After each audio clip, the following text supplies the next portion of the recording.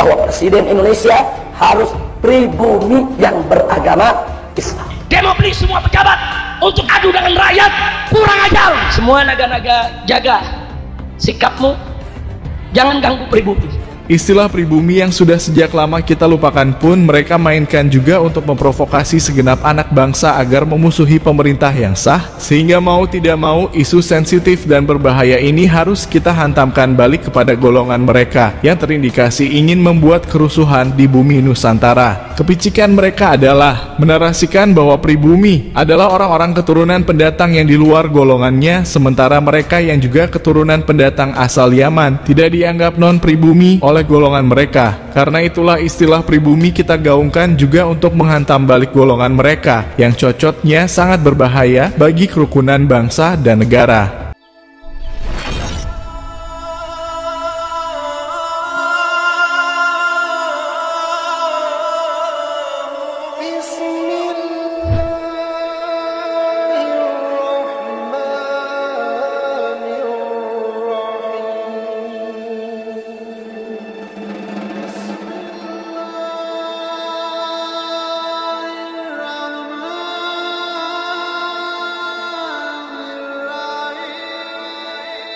Assalamualaikum warahmatullahi wabarakatuh. Bismillah, alhamdulillah, wala hawla wala quwata illa billah. Asyhadu an la ilaha illallah wahdahu la syarikalah.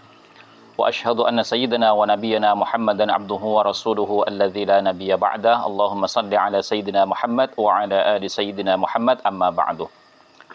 Para saudara-saudariku sebangsa setanah air dimanapun kalian berada, para sahabat-sahabatku, para subscriber, para netizen yang budiman, selamat datang kembali di channel Gus Hasan Asy-Syarif Official. Semoga kita selalu dalam keadaan sehat jasmani dan rohani kita, dimudahkan segala urusan kita, dilancarkan rezeki kita dan diberkahi hidup kita fid dini wad dunya wal akhirah. Amin Allahumma amin. Pada kesempatan video kali ini saya ingin kembali menyampaikan hal-hal penting ya tentang beberapa framing dan penggiringan opini dari klan Ba'alawi yang bertujuan untuk mengeksploitasi umat demi untuk menguasai pola pikir umat, demi untuk memperbudak karakteristik umat Islam di Nusantara ini. Sebagaimana video yang sebelumnya saya tampilkan di awal, di mana di situ ada oknum klan Ba'alawi yang kita kenal dengan Habib Rizik Syihab membawa-bawa nama pribumi ya, mencaci maki pemerintah ya, mengancam para warga keturunan, khususnya di sini warga keturunan Tionghoa yang ada di Indonesia. Sejatinya ya, kalau kita bicara pribumi, memang dari video Habib Rizik itu seakan-akan ya klan Ba'alawi ini berjuang membela harkat, martabat dan kehormatan serta hak pribumi di bumi Nusantara ini. Padahal mereka ini sama-sama keturunan pendatang juga gitu loh, bukan pribumi gitu loh. Dan memang kita sama-sama tahu bahwasanya Undang-Undang Dasar 45 itu menyatakan bahwasanya pemimpin negara ini harus warga pribumi Indonesia asli ya. Nah, apakah selama ini bangsa Indonesia ini dipimpin oleh orang-orang yang non-pribumi? Tentu saja tidak. Dari mulai Pak Karno, dari mulai Pak Harto, Pak Habibie, sampai Gus Dur, Ibu Megawati, Bapak Presiden Susilo Bambang Yudhoyono, dan sekarang ini sampai kepada Bapak Jokowi, ya, semuanya itu adalah putra-putri pertiwi, putra-putri pribumi bangsa Indonesia. Lalu siapa yang dimaksudkan dengan non-pribumi oleh klan Ba'alawi itu? Padahal mereka sendiri bukan pribumi, mereka itu imigran Yaman, pendatang, sama dengan orang-orang Tionghoa. Dan ini ya, yang saya katakan sekali lagi, teman-teman semua ya, hendaknya kita sadar bahwasanya mereka itu sedang melakukan penggiringan opini untuk menciptakan kasta baru. Ya, bahwasanya kasta pribumi ini lebih rendah daripada kastanya klan Ba'alawi yang mengaku sebagai keturunan Nabi. Tidak ada yang perlu ditakuti dari oknum Habib keturunan imigran Yaman. Kenapa sebabnya? Pertama, sudah nasabnya palsu, dobol, nipu. Yang kedua, dawir kerjaannya.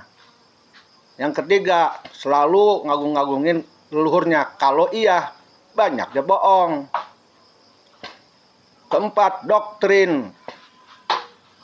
Doktrinnya menyesatkan, pembodohan. Bukan sebuah pengetahuan. Kelima, semua diaku rata-rata. Hampir semuanya dari mulai sejarah NU, dari mulai bendera merah putih, dari mulai burung Garuda, dari mulai Jatman, dari mulai nasab para pahlawan, hampir semuanya dikaitkan ke Ba'alawi. Jawa dikatakan milik Yaman. Ayo semua, nanti Indonesia milik Yaman. Nah, ini orang, jangankan orang pinter, SD aja sudah nalar, sudah tahu. Berarti kalau orang banyak ngagung-ngagungkan diri, ngagungan eyangnya, banyak bicara manis, pengennya dipuja-puja, pasti itu orang tong kosong bunyi nyaring, jero kosong. Nah, terhadap mereka, maaf ini mah, kalau menurut saya. Apakah Allah akan ngebela orang yang jelas membelokkan sejarah, oknumnya membelokkan sejarah, ceramahnya provokatif, anjing babi tidak sopan? Apakah Allah akan membela? Apakah Allah akan ridho? Jadi terhadap oknum yang tidak dibela oleh Allah, yang tidak dibela oleh Rasulullah, ya, tidak ada hebat. Maka tidak ada hebat dan jago. Maka kenapa mesti takut? Ya. Jadi nggak ada alasan untuk takut pada oknum Habib. Apalagi sebagai seorang Nusantara. Apalagi sebagai seorang keturunan pejuang penjajahan Belanda, Jepang, dan sebagainya.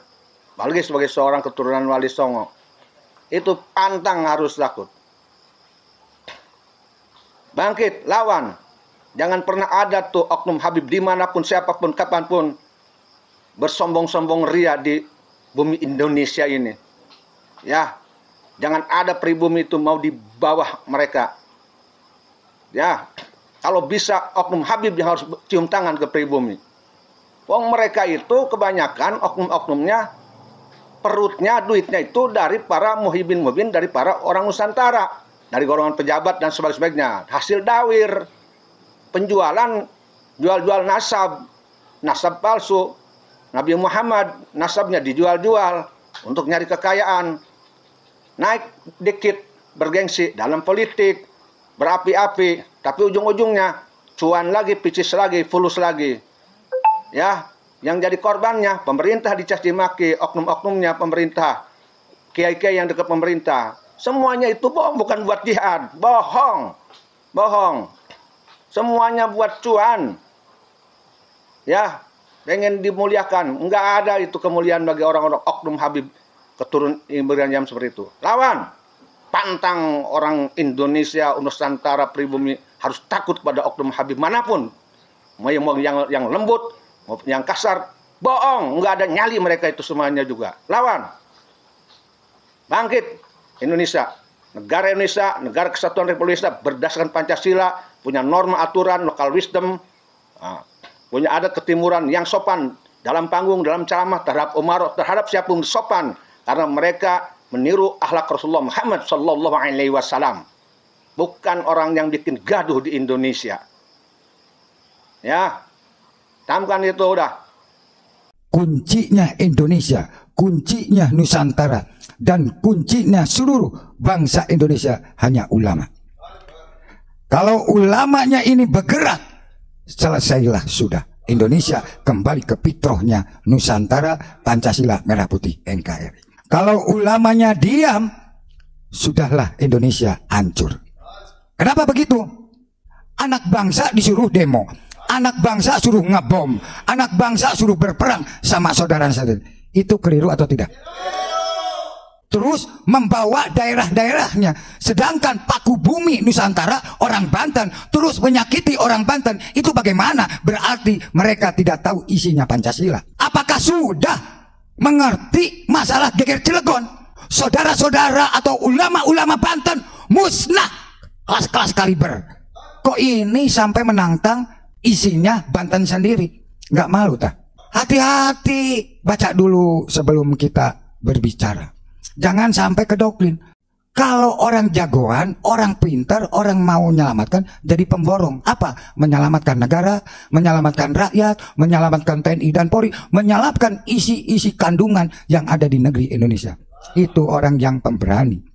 Siapa? Ya ulama. Makanya ini semua seluruh Indonesia dari Sabang sampai Merauke nunggu ulama yang jujur, benar, adil, makmur. Nah itu perlu kita didukung, betul atau tidak? Itu kuncinya. Kalau orang hanya berteriak-teriak, nggak masuk bagi gufron. Kenapa? Menyakiti leluhurnya sendiri, menyakiti orang tuanya sendiri, menyakiti kakek neneknya sendiri. Bahaya atau tidak? Ini loh. Jadi mereka-mereka itu Pancasila isinya dibalik-balikan supaya menghancurkan Indonesia. Nggak bisa. Kenapa? Orang benar-benar tahu Pancasila, nggak mungkin keributan, nggak mungkin korupsi. Sampai bikin lagu korupsi, padahal dia berkorupsi. Jadi oper alih apa? Supaya nggak kelihatan oleh rakyat, padahal dia penjilatnya negara. Hati-hati. Makanya banyak korupsi itu, korupsi ilmu, korupsi nasab, korupsi toreko, korupsi sejarah, korupsi ekonomi, semua dikorupsi. Apa nggak hancur negara ini? Hancur atau tidak? Hancur. Sadar sekarang, bangun kita kembali. Kita dikasih kesehatan jasmani dan rohani, mari kita tempur orang-orang yang oknum itu, hajar sampai ke akar-akarnya. Betul nggak? Hati-hati. Mereka itu punya siasat-siasat karena bagaimana ekonomi Indonesia dioper alih. Sejarah sama, tentang keagamaan, apapun di Indonesia dia pengen oper alih. Karena cita-citanya zaman dulu sampai sekarang terus menerus. Ini sampai bahaya. Kita sadar, nggak kasihan tah kepada ulama-ulama, muasis-muasis NU, muasis-muasis Muhammadiyah, pendiri bangsa, para pahlawan, veteran, Bhinneka Tunggal Ika, budaya, lintas agama, rakyat, petani semua dikemenakan ini. Kalau diam semua, bangkit sekarang, betul nggak?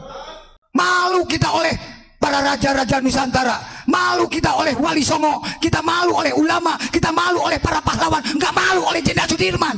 Makanya kita bangkit, salam Pancasila. Benar-benar sebagai ulama tanggung jawab dunia akhirat, berani lapar, berani menaruhkan jiwa raga untuk negara kesatuan Republik Indonesia. Pancasila, merah putih, NKRI, mereka. Salam Pancasila. Biarpun punya gelar apapun, nggak ada gratisan, nggak ada. Hah? Emang unik tergiur? Enggak. Yang asli itu berani tirakat, berani lapar, menyelamatkan dunia dan akhirat. Itu sumpahnya Allah dan Rasulnya. Aduh, gelar mati aja nggak ditanyakan gelar, bagaimana kelakuan di alam dunia. Ya, kita sadar. Jadi kita jangan terpancing dan dipancing. Biarpun diiming apapun, tetap mereka itu beli ucapan. Yang bayar ya orang-orang Nusantara, orang Indonesia. Itu dibujukin karena diiming-iming surga, diiming-iming bakal itu bakal ini. Ternyata dia ada kepentingan